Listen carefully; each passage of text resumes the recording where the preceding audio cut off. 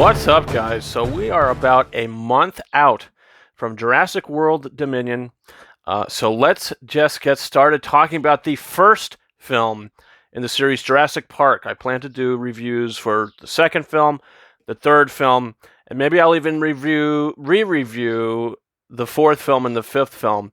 We'll see. I already have videos for those up on this channel now, but so maybe not. I don't know. We'll see. But I'll definitely be talking about the first three films in this series.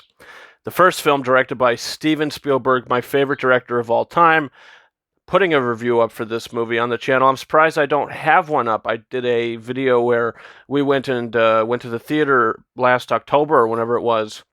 Or maybe it was 2 years ago. I really don't know. I don't remember. But it's when the theaters reopened and Jurassic Park was in Cinemark XD for a little bit.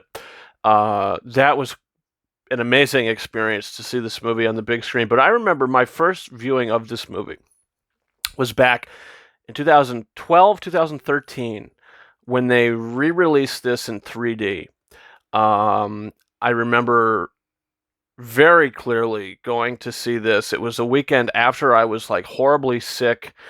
I went to the movies. One of the first things I did after I got better. And I just remember totally being blown away by this film. And a lot of it has to do with Steven Spielberg's wonderful direction and the screenplay and the totally well-realized characters in this movie. I think that's kind of where some of the later movies kind of falter. Where this movie succeeds is A-list direction.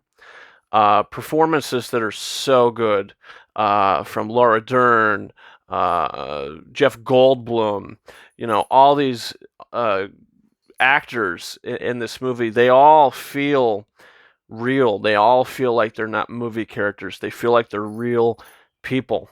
I mean, it's kind of crazy how the movie kind of makes you feel like this is such a real place that we're watching. Jurassic Park too, when Ellie, Alan, Ian, they all have to go to Jurassic Park. They're opening the park for the first time. They need it to be they need Alan there. They need the push from the press or whatever. You got lawyers there.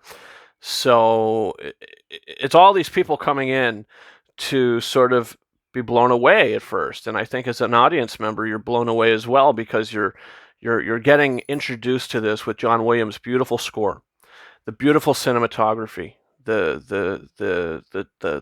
car ride, the truck ride into the park, to where we finally see the dinosaurs in that great scene. Welcome to Jurassic Park with John Williams' fantastic music. You're blown away and you're so immersed into the world because of the excellent filmmaking at hand, from the screenplay, directing, the acting, all of it worked so well. Works so well, still works so well.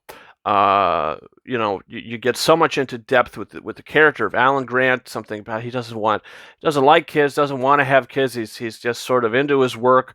But throughout the film, he has this arc to where these two kids, the grandchildren, are kind of in his care now, and he has to protect them. And he kind of learns that he's okay and capable of caring for children. And I just thought it was such a beautiful human story for Alan Grant in this movie.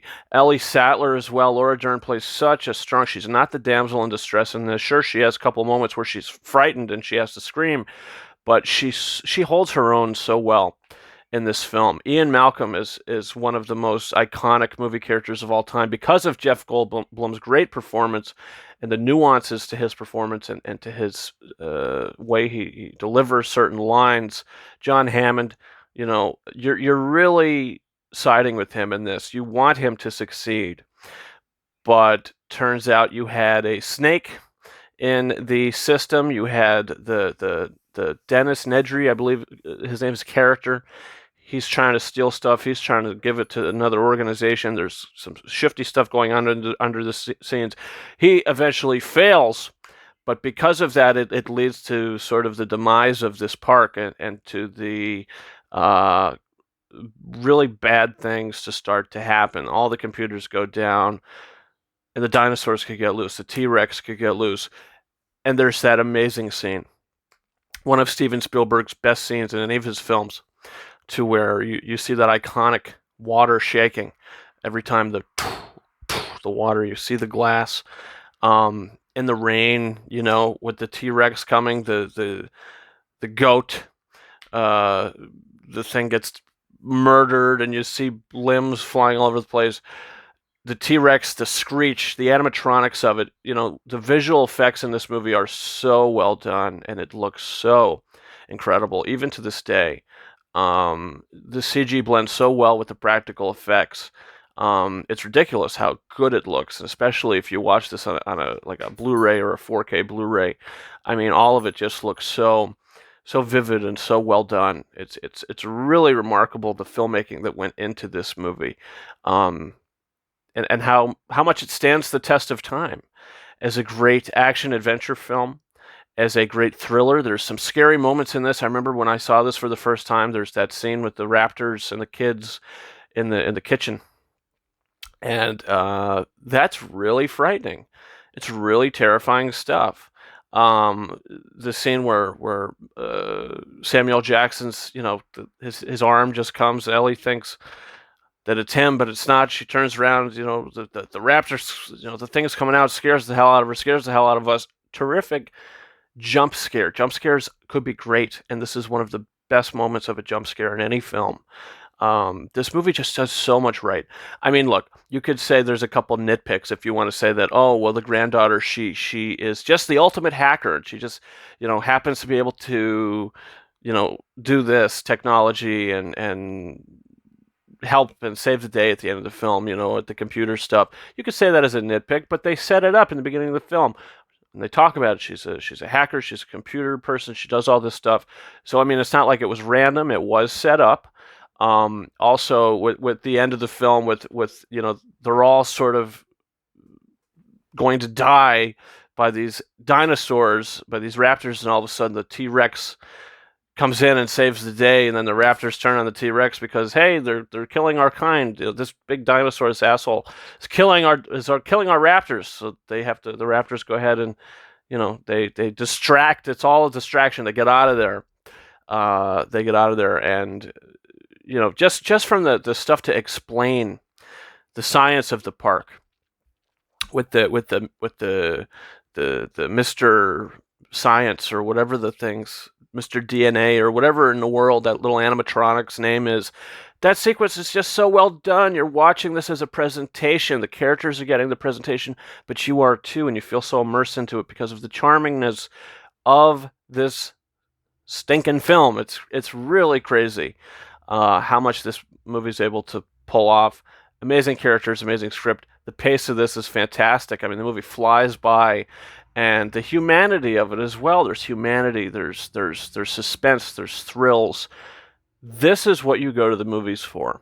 A movie like Jurassic Park is what you go to the movies for. It's one of Steven Spielberg's best movies.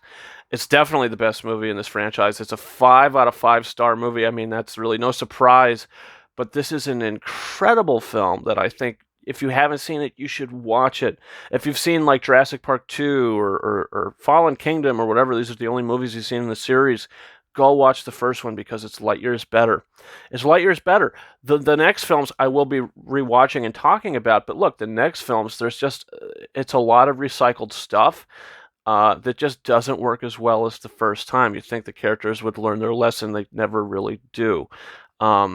This is that movie. This is that first film. This is the movie that you truly get the awe and wonder. And to be honest, they were never really truly to recapture the wonder that Spielberg captured with this first movie. So that's my thoughts on Jurassic Park, guys. Jurassic World Dominion. We'll see. It's coming out in a few weeks, so let's hope that it's better than Fallen Kingdom for sure. But I don't think we can ever get back to the level that Jurassic Park had, that original film. I mean, it's just one of the greatest films ever made. It's just that good. So yeah, comment down below. What do you think about this original movie? What's your favorite Jurassic Park film? Is it not Jurassic Park?